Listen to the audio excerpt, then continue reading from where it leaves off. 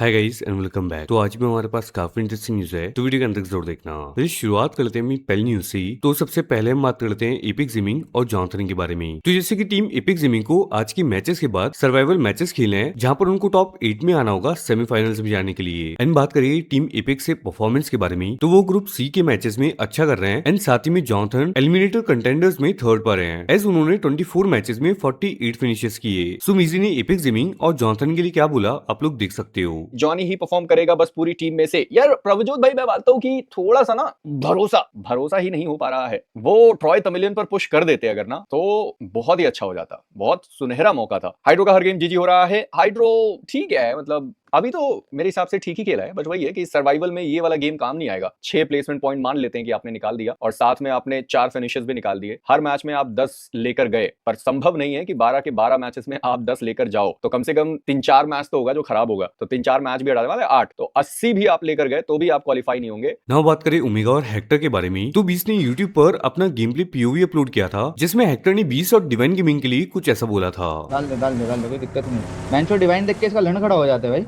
What happened after seeing Hector भाई divine?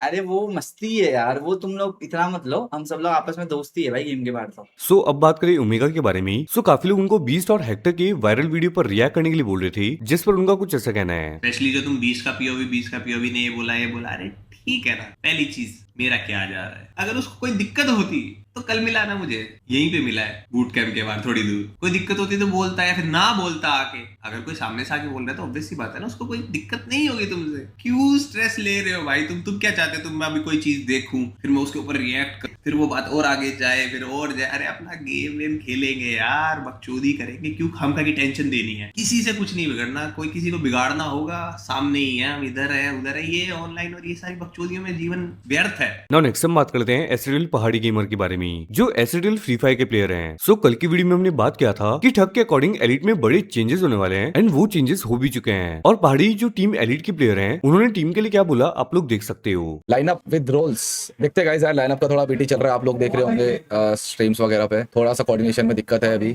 मुझे भरोसा है इन लोगों पे, पता नहीं अच्छी वाइब आ रही है अभी इस लाइनअप से। मेरे पे बहुत अच्छी बातें की इन लोगों ने मुझसे, क्योंकि अभी सब कुछ एकदम अचानक से ये चीजें टर्न ऑफ हो गई है। सैलरी खत्म, यूट्यूब बंद, तो अभी कोई सोर्स ऑफ इनकम नहीं है, डील्स आती नहीं है एसडीएल से। पहले जहाँ मैं था वहाँ पे एटलीस्ट डील्स आती थी, तो चलता रहता था कुछ ना कुछ, तो ज्यादा सोचना नहीं पड़ता था यूट्यूब के बारे में। टॉकिंग अबाउट मीजी, तो कल के मैचेस में मैट किंग्स ने 3 मैचेस में सिर्फ एक ही पॉइंट निकाला, जिसकी वजह से उनको अब सर्वाइवल स्टेज के मैचेस खेलने होंगे। तो मीजी ने मैट किंग्स से परफॉर्मेंस के लिए क्या बोला आप लोग देख लो। यार मैट किंग्स 3 मैचेस खेल के 1 पॉइंट निकाल पाए भाई, ये थोड़ा चिंताजनक प्रदर्शन था उनका। प्लेइंग 4 में ठीक है, चेंजेस उन्होंने करे, सब कर दिया, बट ये 3 मैचेस में 1 पॉइंट। मे बी वो सोच के आ सकते हैं कि नहीं भाई सर्वाइवल खेलना है, उसके बाद सेमीफाइनल्स खेलेंगे, तो एक अलग बात है। बट पूरा मौका था भाई, यहाँ से वो लोग सीधा जा सकते थे। सेमीफाइनल्स में पहुंचते तो ज्यादा इजी होता। सर्वाइवल में बड़ा मुश्किल है भाई। फर्स्ट चिकन डिनर निकाला था भाई उन्होंने, सेकंड ठीक है 0 पर गए थे, पर ठीक है अब तो हो गया। टॉकिंग अबाउट सोलोमन, तो वो बात करते हैं बीजीएमआई में हैकर्स के बारे में। एस बीजीएमआई के अंदर कॉन्करर रैंक पर मेजरली सभी प्लेयर्स हैकर ही होते हैं, जिनको क्राफ्टन बैन तो कर देते हैं, लेकिन अगली सीजन में फिर से वो हैकर्स टॉप पर आ जाते हैं। तो अमन बात करते हैं क्राफ्टन को एग्जैक्टली क्या करना चाहिए जिससे इन हैकर्स को परमानेंटली बैन मिल सके। भाई टॉप 100 में नीचे 98 नंबर पे भी एक हैकर बैठा हुआ है। उसके बाद बीजीएम वालों को बैन करना चाहिए। अरे मैं बोला ग्रुप बनाने, वो हाँ कर रहे हैं, हम वही करने का पूरा ट्राई कर रहे हैं, वही बोले वो। सबके प्रोफाइल दो और सीधा बैन। नहीं हम लोग तो, मैं तो उनको ये बोला कि मेरी स्ट्रीम से आपको क्लिप मिल जाएगा, लाइक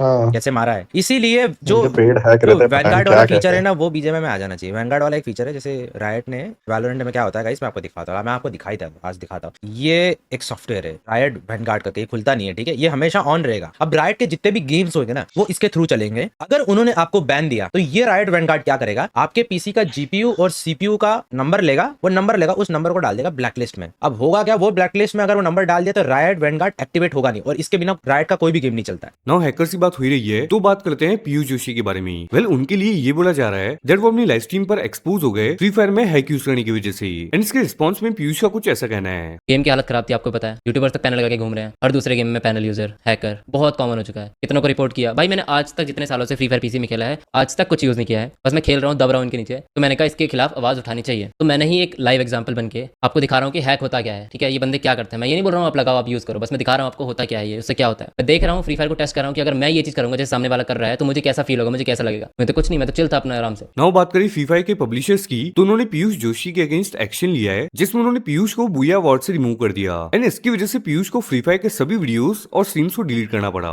नाउ बात करें हेक्टर के बारे में, तो वो बात करते हैं आर्टिक से रिवेंज लेने के बारे में। तो अगर तो आप बीजीएस के मैचेस फॉलो कर रहे हो तो आपको पता होगा दैट ड्रॉप क्लैश लेने की वजह से आर्टिक्स ने वसीसा स्पोर्ट्स को फिनिश करने के बाद ट्रोल किया था। बट देन करंटली बीएमपीएस में वसीसा स्पोर्ट्स के पास रिवेंज लेने का एक चांस है, क्योंकि आज के मैचेस में आर्टिक्स को क्वालिफाई करने के लिए अपने मैचेस अच्छे खेलने होंगे। मीनवाइल वसीसा पहले ही क्वालिफाई कर चुकी है। तो हेक्टर ने आर्टिक्स के लिए क्या बोला आप लोग देख सकते हो। छोड़ दो गाइस, बस टेंशन ना लो, रिवेंज वाले अपन लोग नहीं है। अपने को जो स्पॉट हासिल करना था वो स्पॉट अपन ने हासिल कर लिया और विनिंग पे फोकस करना चाहिए। ये सब चीजें करके बस कुछ पल की खुशी मिलती है, पर ट्रॉफी जीत के हमेशा का टाइम मिलता है भाई। बेस्ट रिवेंज मेरे हिसाब से जीतना होता है, तुम को वही करना है, तो फोकस चेंज नहीं करते। तुम लोग भी इतने सालों से सपोर्ट किया हो तो उस पर ध्यान देते, समझ रहे हो। सो बात करें डेस्टो के बारे में, तो जैसे कि GDR back to back official से एलिमिनेट हुई थी, जिसके बाद उनको बीएमपीएस में ग्रुप डी में स्लॉट मिला था एंड वहां से क्वालिफाई करना थोड़ा टिपिकल होता है। जीडीआर सेमीफाइनल्स के लिए क्वालिफाई कर चुके हैं। तो डेस्टो ने इनकी टीम पर बात करते हुए कुछ ऐसा कहा। गोल यहाँ से टीम का क्या रहने वाला है, क्योंकि देखिए ग्रुप बी कुछ टीमें सर्वाइवल में जाने वाली हैं, कुछ टीम्स ऑब्वियसली आगे की तरफ को बढ़ेंगी, लेकिन आगे भी रास्ता आसान नहीं होगा। सो व्हाट्स द गोल जो आपके माइंड में इस समय के लिए है टीम को लेकर के? हमारा गोल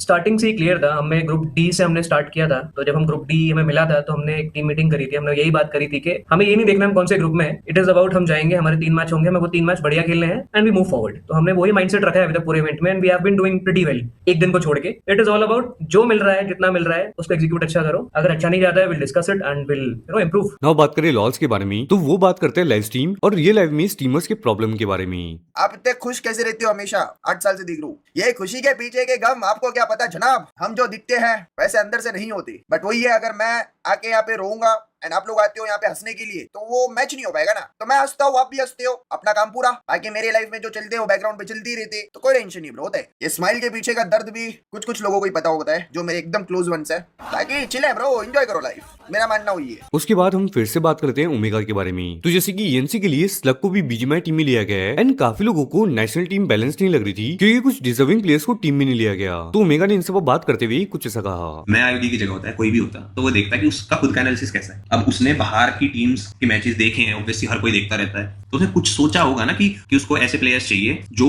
कोऑर्डिनेटेड खेले, या फिर उसको ऐसे प्लेयर्स चाहिए जो अंदर घुस के मार दे। एक कोई ना कोई तो उसका थॉट रहा होगा ना। उस थॉट के हिसाब से उसको अपने करंट सिनेरियोज में से जितने ऑप्शन मिले उसने किया।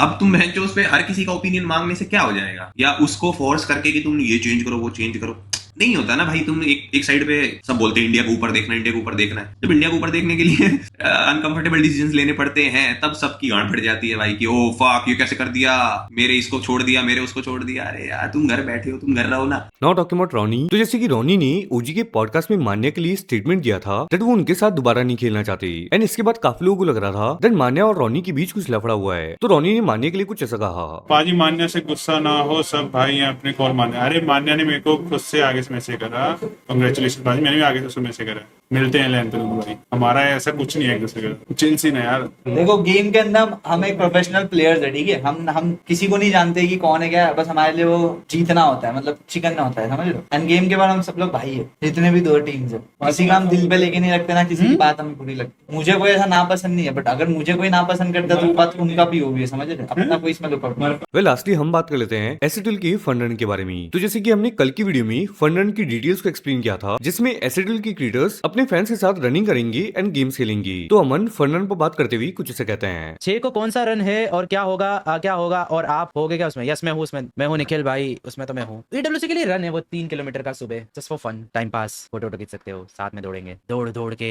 हम जाएंगे, आगे बढ़ेंगे। ऑलराइट गाइस, आज के मेरे पास 17 न्यूज़ से मिलता है नेक्स्ट वीडियो में। थैंक्स फॉर वाचिंग, वीडियो को लाइक एंड चैनल को सब्सक्राइब जरूर कर लेना।